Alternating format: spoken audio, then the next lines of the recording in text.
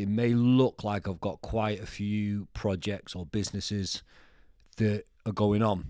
Now, the important thing to remember is all of those are spawned off my journey, my passions, and what I love within this world itself. So obviously I own a gym. I own a not-for-profit, which is heavily based around personal development. And then when I started to do the outdoor challenges per se, but also any of the work that you see me do a lot of work, both myself and with people in cold water, not just in barrels, outdoors. The stuff that I do with the mask in terms of the CO2 tolerance work and air restriction work, which works on many levels, from psychological, biochemical, physiological, and these are things I've heavily worked upon understanding more. Like I've took a lot of time to invest in my own development of learning, of knowledge, as well as experience. So as I'm a big believer, like I apply the methods on myself to understand them more before I ever apply methods on someone that I'm coaching or another individual. And I think that's imperative in my personal belief, especially with the work that I do. With the outdoor challenges, again, however long you've known me for or follow me for, these are things that I was doing on myself. I was doing outdoor challenges on my own, to myself, to help me deal with certain things from a psychological point of view, but then also to see what I was capable of from a psychological point of view, which then flipped into what I was physically capable of or emotionally capable of.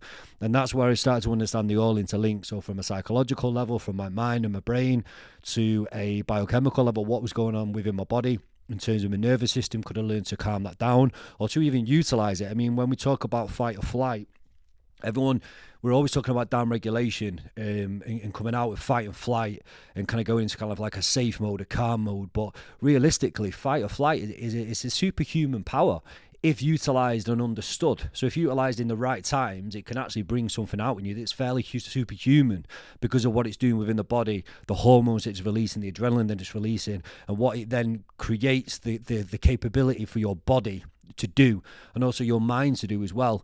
So it's actually understanding that fight or flight isn't always a negative thing if you understand it more so and are able to kind of logically think in that scenario instead of primitively take over, because that's what would happen. A primitive urge would come about to help keep you safe, whereas you can actually combine the two. You can learn to combine the two. But anyway, that's for another video. My point to all of this is I've gone through a process of life change, both in terms of who I am, how I think about myself and my life, how I can emotionally control myself a lot better nowadays.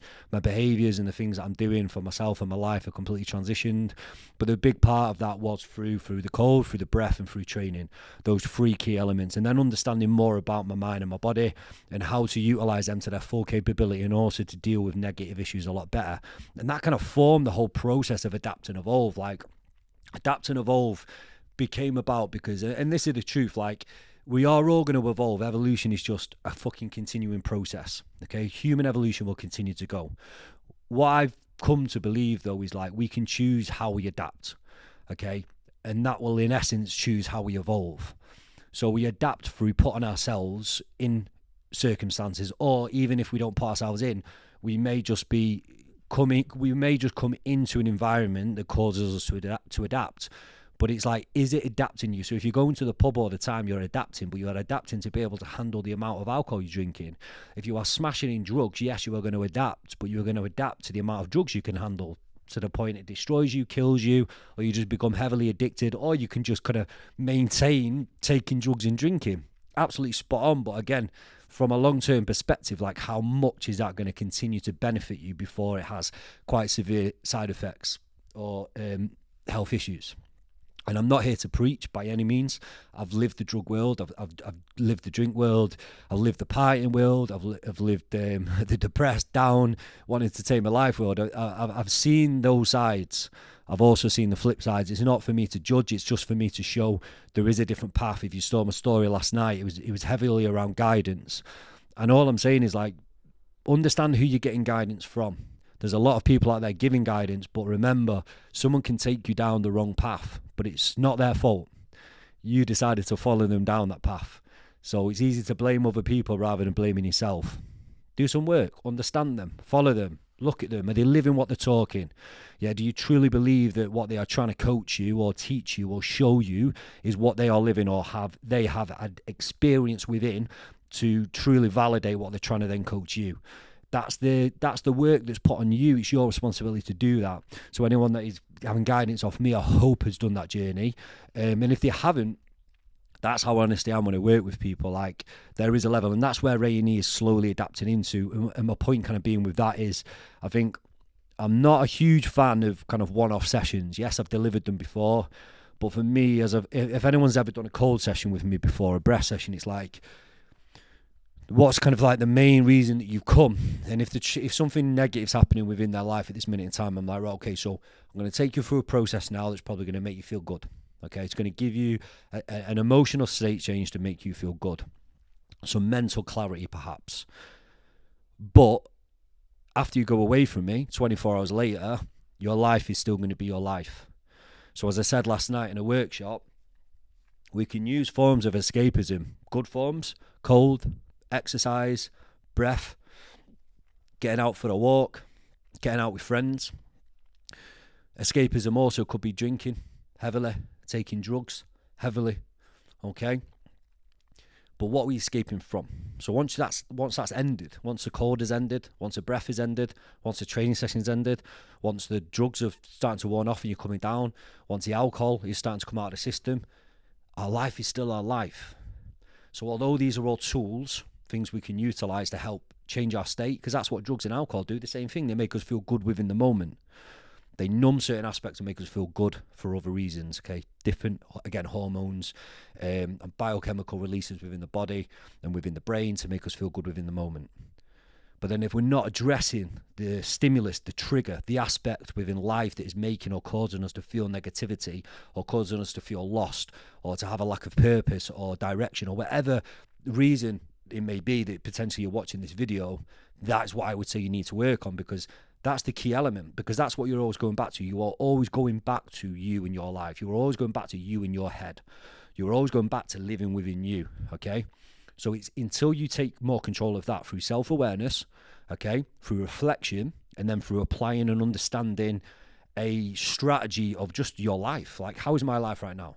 What is triggering me, either internally, from past or present, internally being mind, emotional states, memories, external being people, places, things that are happening, and understanding, like, why am I letting these things negatively affect me, and can I address them? Can I change them?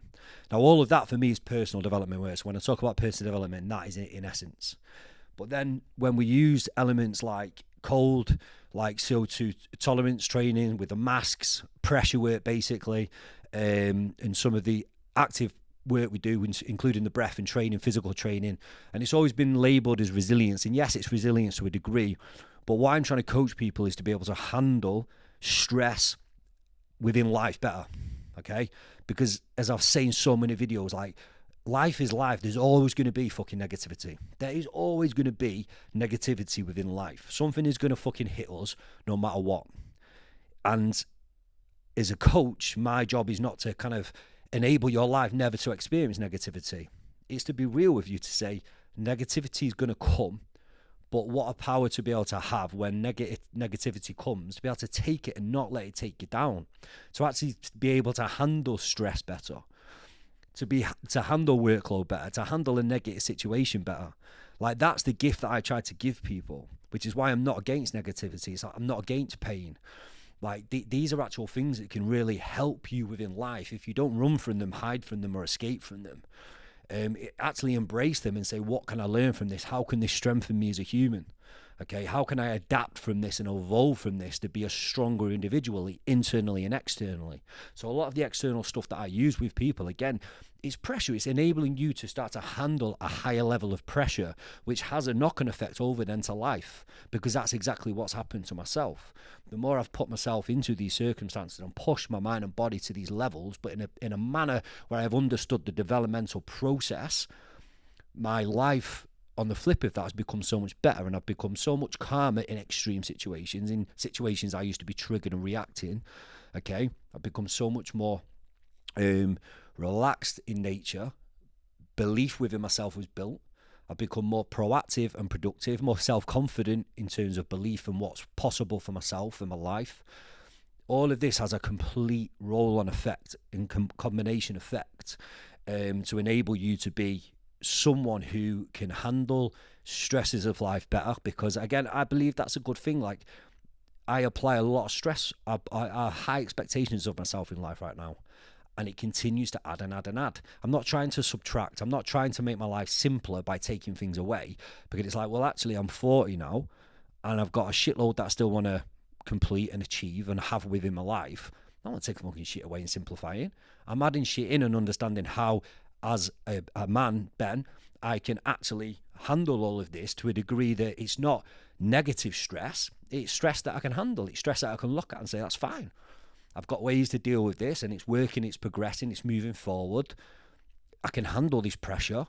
I'm a stronger individual. Things are still getting achieved. I'm moving forward. I'm thinking good. I'm feeling good. I'm ticking the boxes. Everything is working well. And that's where this combination comes into place. And again, which is why I'm not the coach that would be saying, back off and take it a little bit easier. Listen to your body, listen to your mind, listen to your life. Maybe there's coaches out there that say that, and I'm not saying that that is the wrong way. That's where you've got to make a significant decision on who is right for you. This is what I'm talking about, guidance. I could be guiding you down the wrong path because that's the advice you need to have. There's some therapists who will happily sit in a room with you and listen to your problems for an hour with no significant outcome other than you've just been able to get shit off your chest.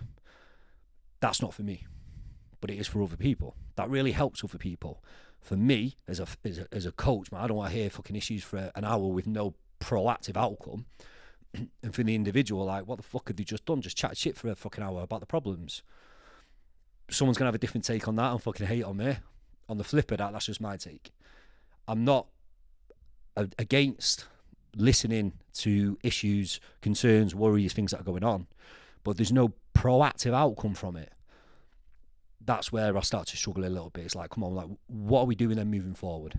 Are you going to sit and dwell in this, or are you going to utilize this to find answers, to find things to work into, to find differences? Like, we need to eradicate, we need to take it away, we need to address it, we need to work on it, we need to speak to this person, we need to change this, we need to do that. Perfect, let's go and fucking do it. Now, some people say it's not as easy as that. It fucking is. It truly is, because that's the proof of who I am and what I do. And again, this is where, again, you either align with myself, Marmite. I'm a Marmite motherfucker. People either love me and my ways and how I coach, or they fucking hate it and they disagree with it. I'm not here to please everyone. Trust me, I'm not after friends. People that want to be my friends can be my friends. I'm not the best friend in the world anyway, because I'm a very isolated guy, man. I like my own headspace, but that comes from the mental health issues that I had. I used to be on my own so much in my head, in a volatile and angry place. When I started to actually become okay in my head and work on some mental practices, I was used to being alone. I was used to being in that headspace. So when it became a nice headspace, it's like, I'm okay to be on my own. I actually like days on my own where there's no one around, that I can just be at peace and enjoy the environment and be present and feel good about myself and my life. That's the fucking shift. I don't need social environments to make me feel good. Social interactions to make me feel good. Positive praise to make me feel good. I just need to know myself and work on myself, my inner self. That's a strength. That's a fucking real strength.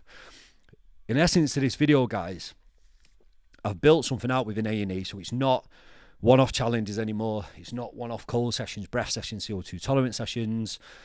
It's a progressive movement, and not everyone could be accepted into it. There's going to be a score rating to understand where you'd sit and what you need to work on. I've put a lot of thought into what I want this to be, because, again, if you are not prepared to work on yourself, I am not the coach for you, okay? And there's some people out there that'll be listening to this that have come and seen me and not got back in touch with me, or not continued to work on themselves, and I don't want them to feel bad, okay? It's down to them whether they do or they don't. Like, I've still got respect for you. All I'm saying is the coaching model I've created has to be worked off the person wanting to put the work in on themselves. If they are not ready for that or don't want to do that, then this model of coaching and what I've created and what I work with is not right for you. This is about taking ownership and being prepared to face whatever's in front of you, to tackle some things that are going to strengthen you, but then take that into your life to move you forward in the way you want to move forward. And that's the epitome of all of this. And I speak from experience, because this is my life and this is what I've done. and I understand the power of it.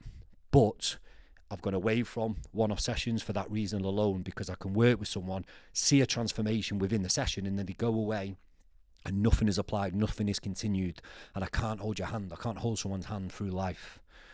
What I can do is continually support and show ways, and then hope that you can start to apply these methods, but also the methods of personal development and how you need to behave and act to progressively not just transition your outer world, but more so your inner world.